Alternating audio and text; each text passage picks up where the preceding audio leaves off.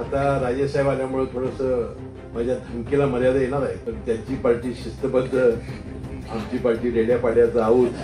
आमची आणि राजेसाहेबांची कशी युती झाली त्याचं सविस्तर वर्णन आम्ही केलेलं आहे. आणि शेवटी ज्यावेळा नेते मंडळी निर्णय घेतात त्यावेळेला त्याची अंमलबजावणी करण्याची जबाबदारी सेविकांची असते. गमजा करणारी गमजा करून जातील, पण तुमचं भविष्य संकटात आहे की सशाच्या शिकायला सुद्धा एकी फलटूस होऊन की अतिरेकी भाषा मुशी वापरताय. आता येरगण घेऊन गेलो आणि वाघ झाला समोर तर येरगण म्हणणार आहे. पण आपल्या तालुक्याला ही युती काय नवीन आहे काय?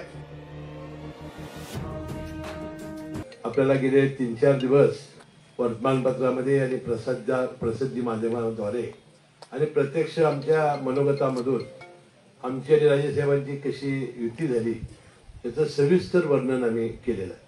हे करण्यामध्ये आमची भूमिका काय होती, आमचा उद्देश काय, आणि शेवटी ज्यावेळा नेते मंडळी निर्णय घेतात त्यावेळेला त्याची अंमलबजावणी करण्याची जबाबदारी सेविकांची असते. कैलासजी शामराव विभाजी पाटील म्हणायचे, आम्हाला तुमच्यापेक्षा जास्त 2-3 आणि कळते म्हणून तुम्ही आम्हाला नेते केले. जर आम्हाला जास्त कळत नसतं तर तुम्ही आम्हाला नेतेच केलं नसतं.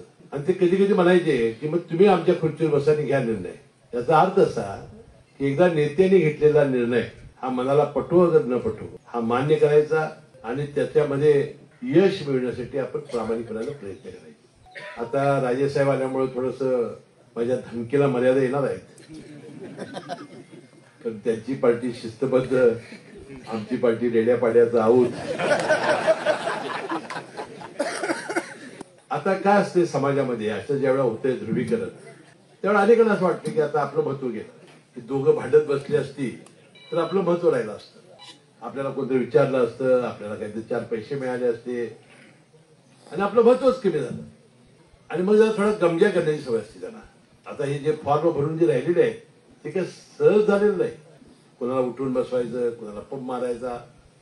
थोडीशी बातमी आधी फुटली त्याचा थोडासा हा परिणाम आहे ह्याचंही मन मानतो. परंतु शेवटी कार्यकर्ता म्हटल्यानंतर आणि एकदा निर्णय नेत्यांनी दिल्यानंतर आपल्यासमोर कोणताही पर्याय नसतो. गमजा करणारी गमजा करून जातील, परंतु तुमचं भविष्य संकटात आणते. आता आजपासून किंवा काल 2 दिवसापासून आपण प्रचार ज्याचा उल्लेख जयंतरावांनी केला. आता आपल्या प्रभागामध्ये 2 उमेदवार आहेत, त्यांनी कार्यालय केलं असेल. या सगळ्या उमेदवारांना सांगेन की एकदा या कार्यकर्त्यांना सकाळी किती वाजता जमायचं ते सांगा आणि संध्याकाळी, कारण दुपारी सुट्टी द्यावी लागेल तुम्हाला जेवायला, आणि संध्याकाळी किती वाजता जमायचं सांगा. कुणी बोलणार नाही, कुणी फोन करणार नाही. हे काय त्याच्या घरचं लग्न नाही, हे आमचं लग्न आहे. आणि म्हणून आपण होऊन तिथं हजर राहायचं. जे जे ते सांगतील ते प्रमुख कार्यकर्ते त्या प्रभागाचे, म्हणजे याद्या काढायचं काम असेल, परगावच्या लोकांना जाऊन सांगायचं असेल, या प्रभागातले जे आता भयामध्ये उल्लेख केला त्या प्रभागात त्याला जाऊन सांगायचं असेल. निवडणूक ही एक युद्ध असतं. आणि मी परवा भाषणामध्ये शिकारीचं उदाहरण दिलं होतं की सशाच्या शिकारीला सुद्धा एकी फलटूस येऊन द्यायला पाहिजे. संजय पाटील माझे मित्र म्हणाले, ते अस्वस्थ आहेत अजून, की अतिरेकी भाषा मुशी वापरताय. आता येरगण घेऊन गेलो आणि वाघ झाला समोर तर येरगण म्हणणार आहे. त्याला काहीतरी असं मोठंच हत्यार पाहिजे. आणि म्हणून याचा अर्थ असा होता की निवडणुकीसाठी आणि ते जिंकण्यासाठी साम दंड भेद या सगळ्याचा वापर करून आपल्याला निवडणूक जिंकावी लागते.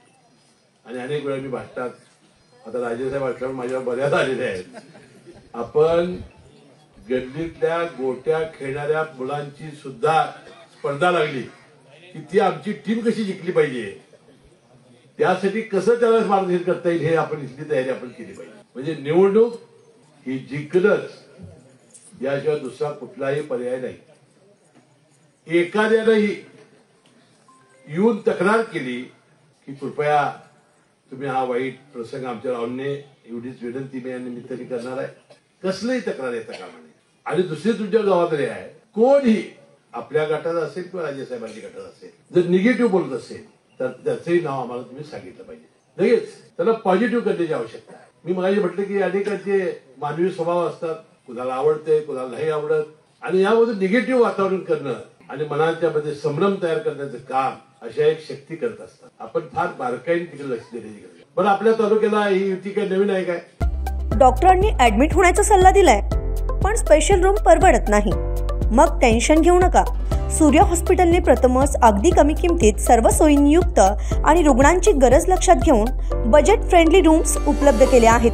कॅशलेस सुविधांसह खिशाला परवडणाऱ्या किमतीत budget friendly economic special room. पत्ता कोंडावळ चौक, लक्ष्मीपुरी, कोल्हापूर. संपर्क 9822 63 54 69.